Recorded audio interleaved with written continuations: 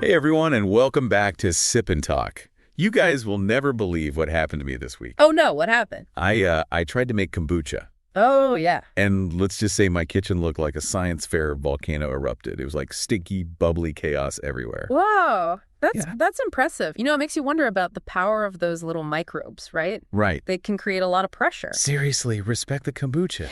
But speaking of things that kind of go boom, you guys have been blowing up our inbox with requests to deep dive into a topic that always explodes our mind. Oh, this is a good one. Aliens. It's true. The age-old question, are we alone? It's having a serious moment right now, especially with all the recent government stuff. Right.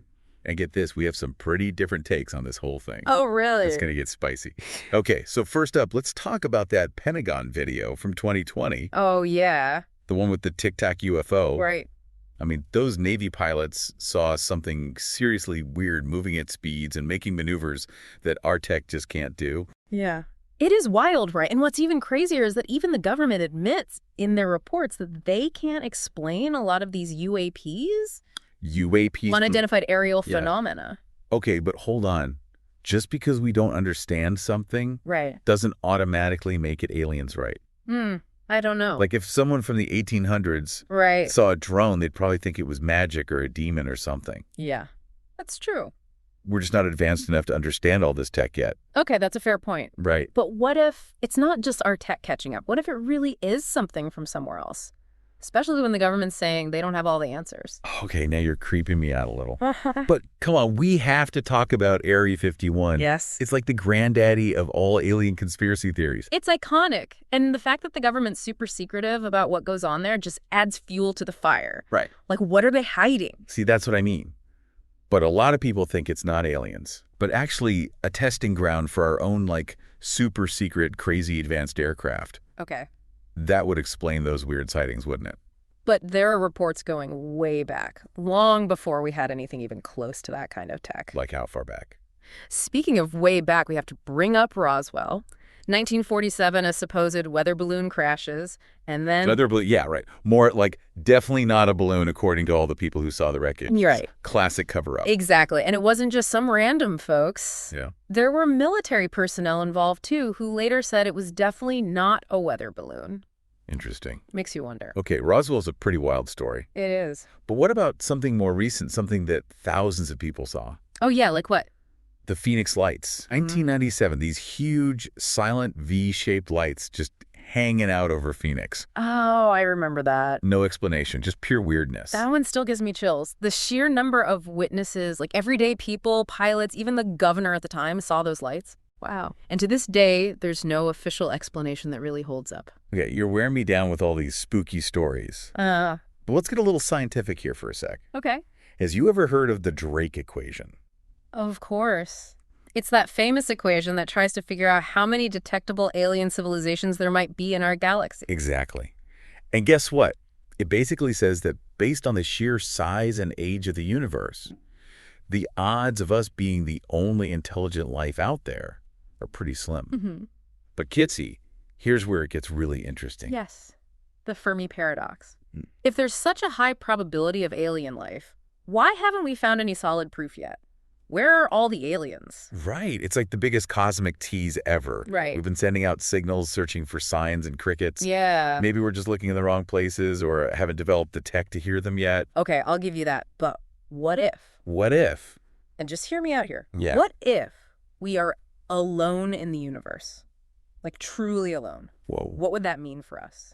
Existential crisis alert. But seriously, that's a huge GE question.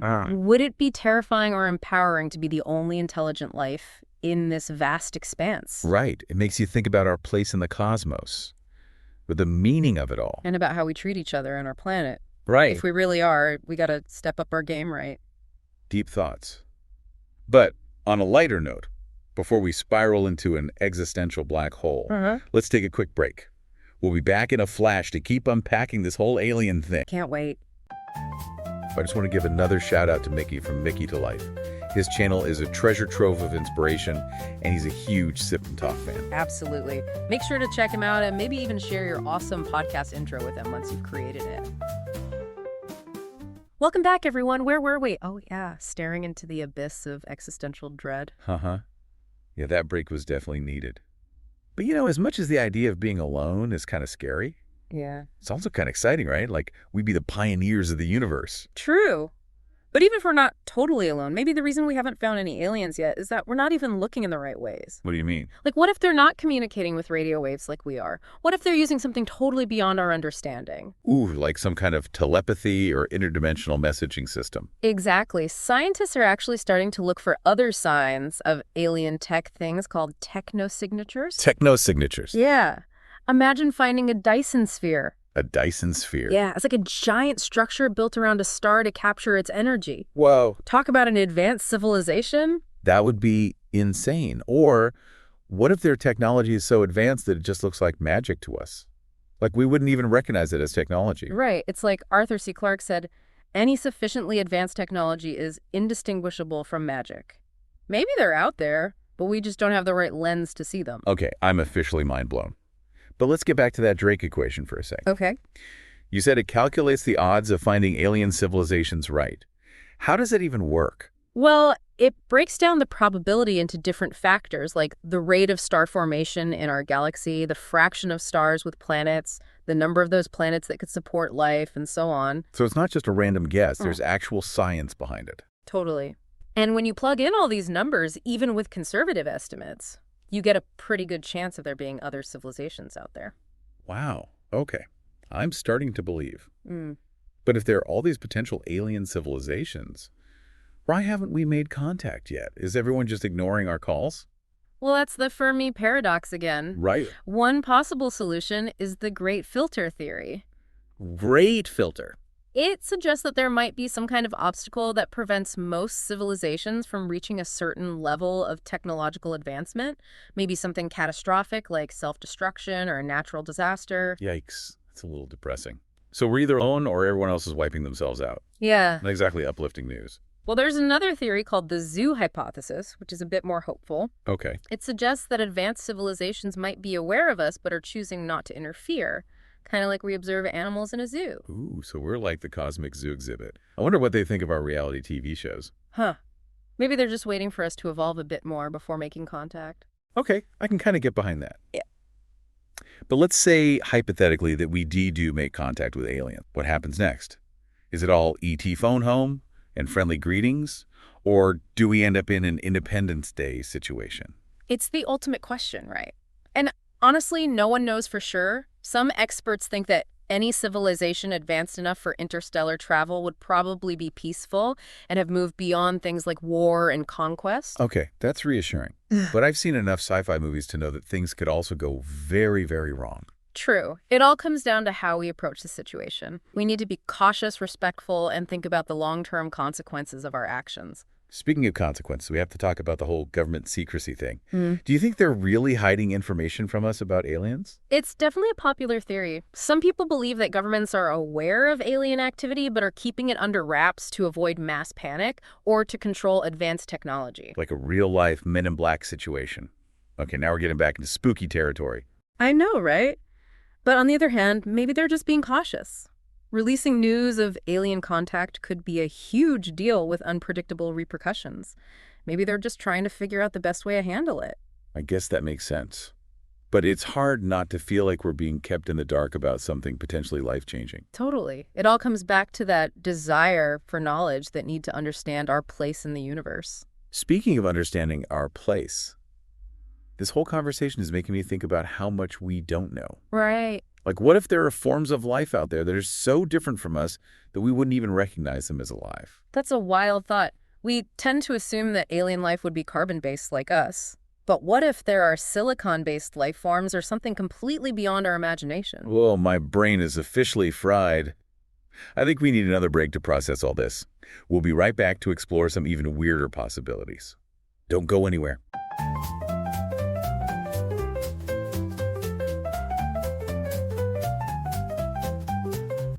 All right, we're back, and my brain is still buzzing.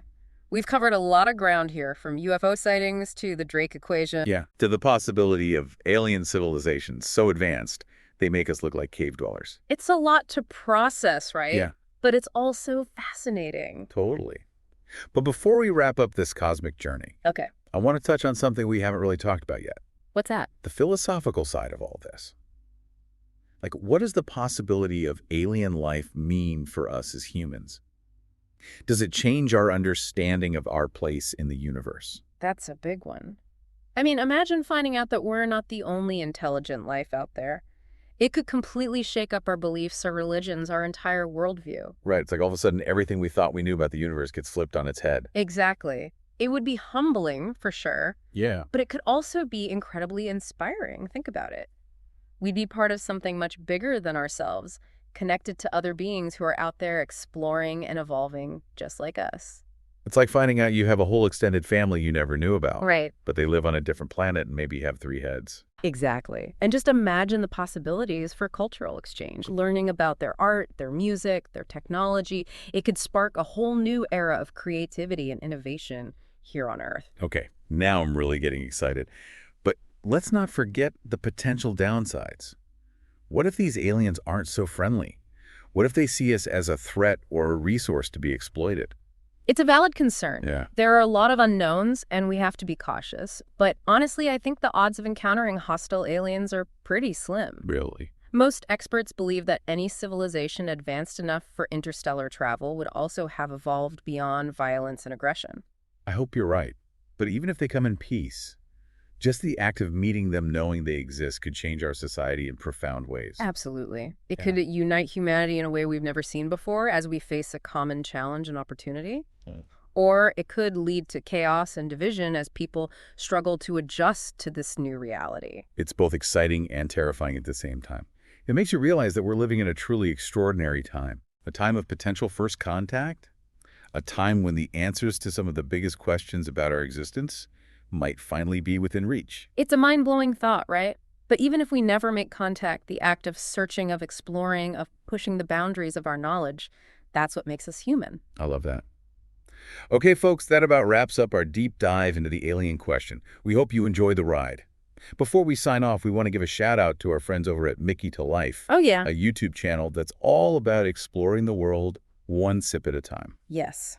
They travel to amazing places, try delicious drinks, and share their adventures with infectious enthusiasm. If you're looking for some inspiration to get out there and experience new things, definitely check them out. We love their adventurous spirit. And on that note, we'll leave you with one final thought. Keep looking up at the stars, keep asking questions, and never stop wondering about what might be out there. Who knows, maybe someday soon we'll finally have our answer. Until then, keep sipping, keep talking, and keep exploring. Cheers.